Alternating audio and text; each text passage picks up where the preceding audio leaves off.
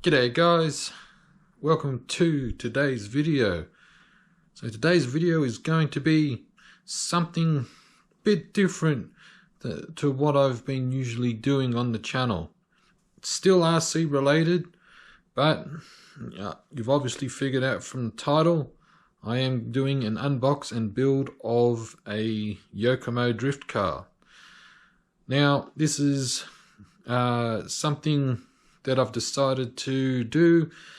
Myself and a few others from my local RC car club have decided to get into a bit of drifting, just something else different to do in between racing. So I decided to pull the trigger on one of these, and we're going to have some fun with some drift cars. Now, I've not done drift cars before. I did have some drift wheels and that for one of my old electric cars many years ago, but not a proper dedicated drift chassis. So what we're going to do now is we're going to head over to the workbench and I'll show you what you get and what you need. Alrighty guys, so here it is, the Yokomo RD 2.0. or otherwise known as Rookie Drift. So this kit is, I guess what you'd call it, is like an entry-level kit aimed at, I guess you could say, either your newcomer or someone who's on a budget. I've looked at videos on YouTube and looked up information on the internet, and people have said that the Rookie Drift 2.0 is as good as Yokomo's top of the line drift chassis. So with this car, it is a bit like my other builds that I have done on this channel, well, with 10 scale touring cars and so forth. You just get everything to make a bare chassis. So with this, you will need to complete it is you'll need a motor, electronic speed controller. I do believe it does come with a pinion gear. It's a motor, electronic speed controller, steering servo, radio and receiver, battery pack, and you will also need wheels and tires. So and also you will need a 10 scale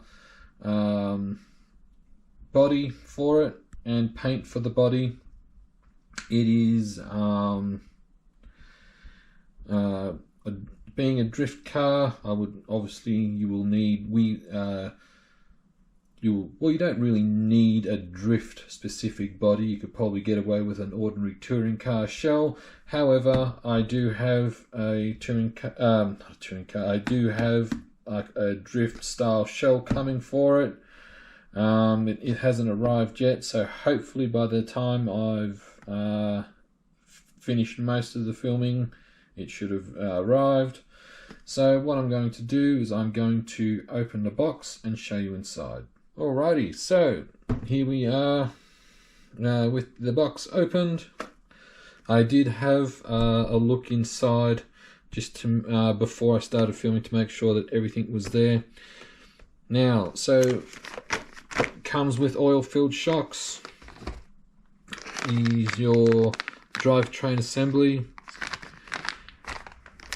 You have your bearings, and it's, by looks of things, it's a gear diff. And it comes with a few basic tools, which is a nice touch, makes things easier. Some upper chassis brace, your body posts and shock towers, your suspension arms, part of the battery and a bit more of the suspension. Here's more of the front suspension and the rear and front and rear hubs and steering system. And here is the main chassis plate. Now, being that this is a budget build, like a budget cost effective, I guess you could say, budget chassis. It's not carbon fiber, it's plastic, which, I mean, quite frankly, doesn't worry me in the slightest. Here's your instruction manual, and it comes with some decals and interesting, looks like a little leaflet thing on the Tsukuba RC Park, which is somewhere in Japan, which I will not be going to because I don't have the time for that. So what I'm going to do, guys, is I am going to set the camera up for time lapse, and we are going to get into this build. So sit back, relax, and enjoy.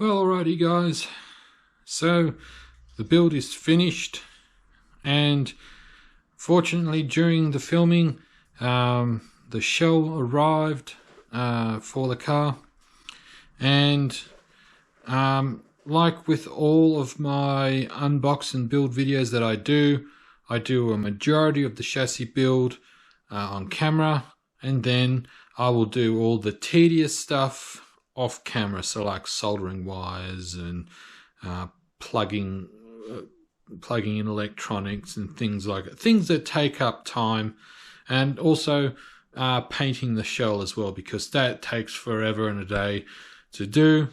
So build went together pretty good. There are a few little things here and there which I will talk about, but what we will do now is we will head over to the workbench and I'll show you the completed car. And here it is, guys. So here it is finished, and I've had a few comments about people complaining about the light. So I've dug out my old pit light out of storage so we can have a better look. So here it is, finished, and it came together pretty well. The body shell I'm using is wheels and tires, and the shell came from AliExpress. I swear that site is feeding my addiction. So actually I do want to clear up as well. These wheels and tires are going to be for display. I bought these thinking, yeah, these will work all right. They're cheap. They're actually they're a fairly soft rubber, unlike your traditional drift tires. They were advertised as drift tires on AliExpress. However, that doesn't seem to be the case. And also we have a closer look.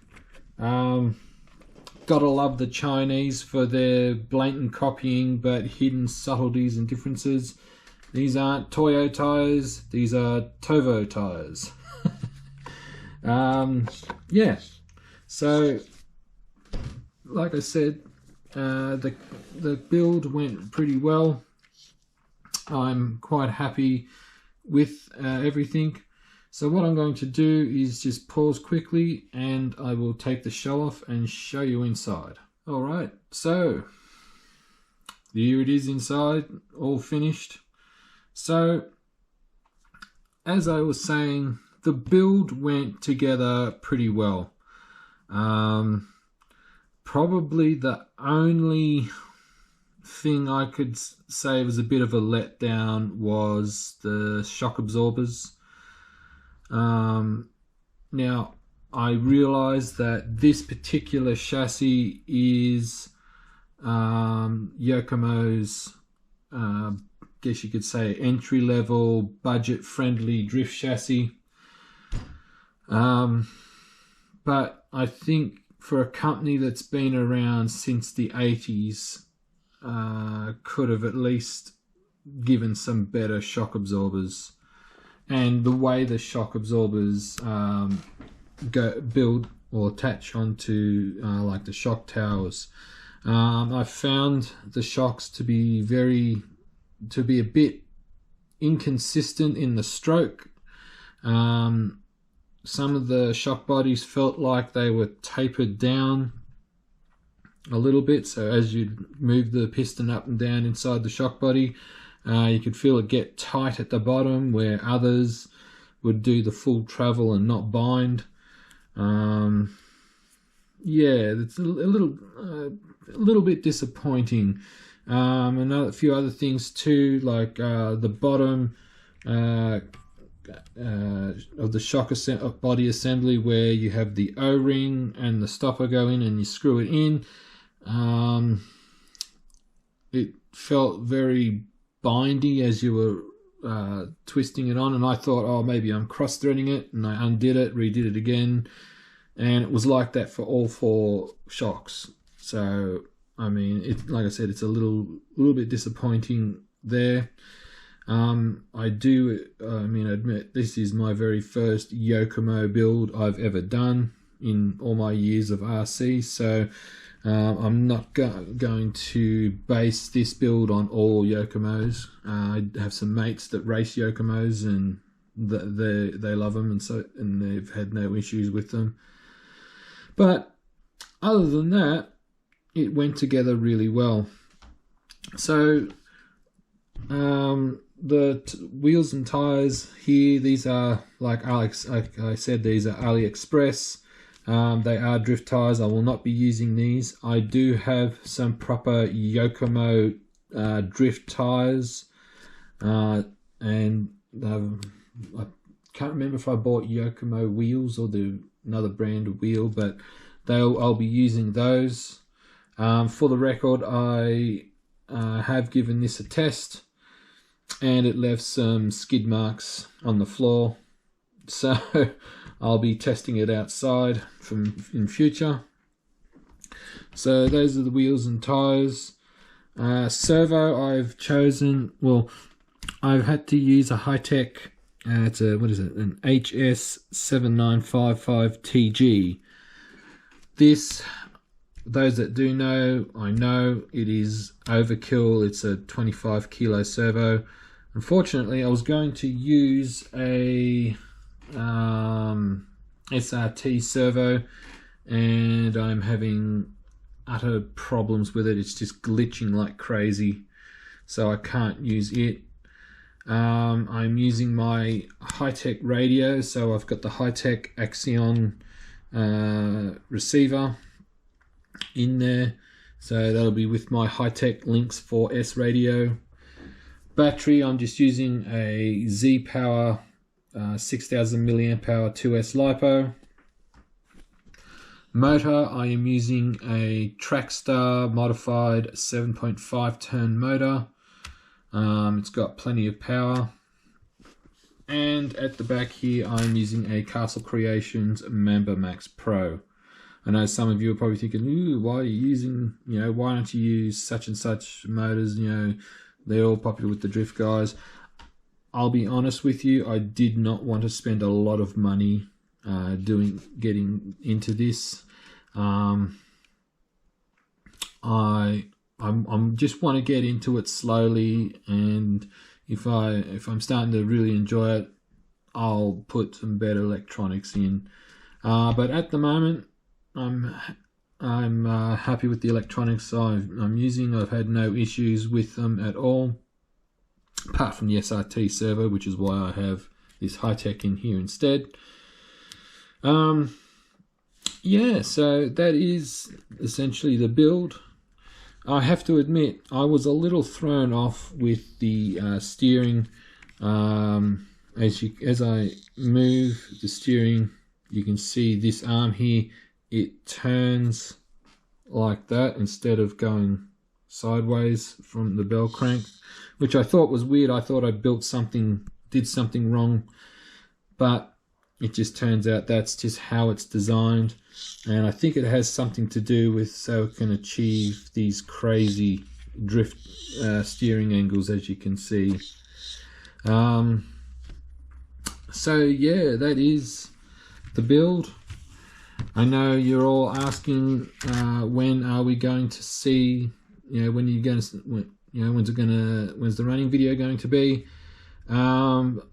Be patient, guys. I do have one little electronic device coming for this. I have a SkyRC gyro coming for it. Yeah, just I need all the help I can get. So yeah, that is though essentially the end of this video, guys. I hope you've enjoyed watching the build. If you have any questions, or if you even have any tips, like setup tips, because I'm not afraid to say that I am a complete and utter noob when it comes to drift. I'm quite open to things like suspension setups, tire choices, and things like that. So don't hesitate to drop a comment down below. So until then, guys, that's the end of this video. So enjoy your hobby, and cheers.